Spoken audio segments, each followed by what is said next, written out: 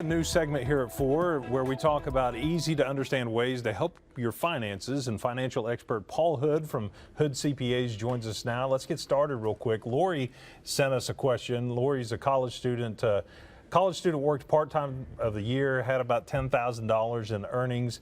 I guess she's speaking of a son. He got married in June. Parents claimed him for prior years.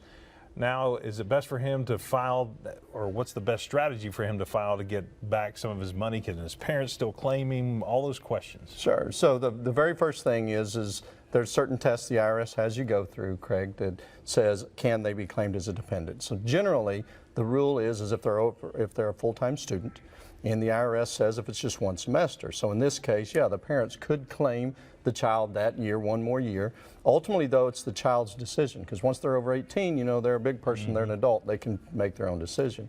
But that child can earn up to $12,000 not paying any income taxes. So they would file their return. There's a box on that return, though, that says I can be claimed by somebody else. That needs to be checked. They need to look and see how much they actually paid in, too. That's right. To see if it's worth their while. That's exactly right. All right, our next question. I have a daughter. Dana sent us. I have a daughter who's now 19, has lived with me for the last 4 years.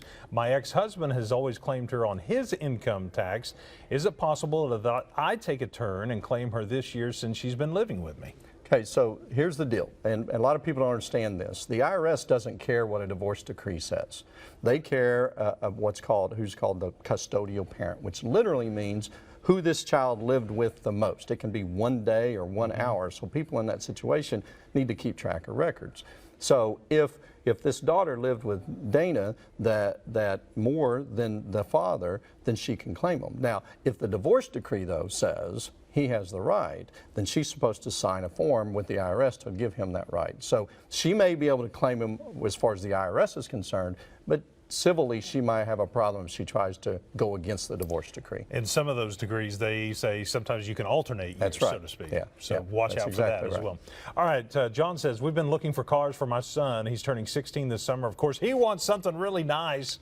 We want to get him something realistic. Do you have any advice on what they should look for? Yeah, this is a great opportunity to teach your kids responsibility. So here's what I typically have done with mine. I have 3 boys, and we buy them, an average car. For one thing, kids that are 16 are not the safest drivers. So we bought inexpensive tanks. But then we would set, just like in my business, we have incentive-based pay. So we would create incentives. It says, all right, listen, Junior, if you want this car, this is the things you have to do with your grades, you're not getting in trouble, whatever. And then if they want to upgrade, make them pay for part of it. So there's a learning curve there. You want to keep them safe, tank, cheap, and then give them the ability to move up, but then they got to pay for part of it. That's one of the things I like and I've done with my kids. We have a certain budget that if they want a car that's more expensive than that, then bring it to the table and have a stake in that vehicle. That's exactly right. It's a great plan. You know, my parents did that with me, and I had to work and add to the car that I first got. Mine too, and I got a great car, but I had it for about 6 months because I got tired of paying for it. So it taught me a lesson. It's a difference when you have to pay the bill. It is, big time, for sure. All right, Amber says, we're in the middle of a family battle. This is probably more common than you think. There are 3 of us, and we lost our dad, and our mom is now in hospice. She would like us to sell her home and split it 3 ways, but we have a brother who feels entitled to all of it. Without a will, what do we do? That reinforces the importance of a will right there. It does. Will or a trust or what have you. Well, first comment would be that if you've got a dying parent or something, generally it's not good to sell an asset prior to death because you get what's called a step up in basis at death. Now, a house, that's different because there is a provision to sell a house without paying taxes on the gain. Now, if she doesn't have a will, and she needs I'm not an attorney, but we deal with this all the time in our financial practice, the state actually has a will for her.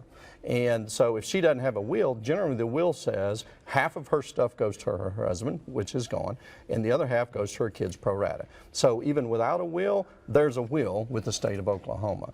But if you can qualify this, if she's still cognizant, it'd be great to be able to have a trust and have her dictate what happens at her death, with a will or a trust. Bottom line, spell it out and give the expectations and what you want done, and that avoids so many chances for bickering among right. siblings and that kind Amen. of thing. And it's the worst thing I deal with. I deal with it all the time.